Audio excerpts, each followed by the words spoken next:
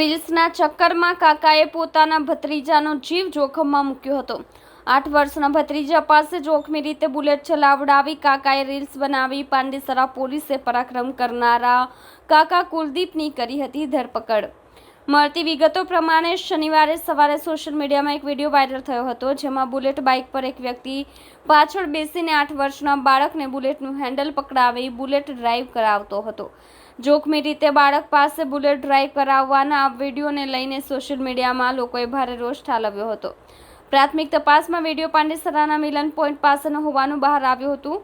Viral વિડીયોને પગલે પાંડેસરા પોલીસે બાળકને બુલેટ ચલાવવા આપનારને શોધી કાઢ્યો હતો। પોલીસે કુલદીપ પ્રિયવ્રતસિંહની ધરપકડ કરી હતી। કુલદીપે 8 વર્ષના ભત્રીજા પાસે બુલેટ ચલાવવાનું કારસ્તાન કર્યું હતું। પોલીસે ઝડપી પાડતા 2 હાથ જોડીને માફી માંગી હતી।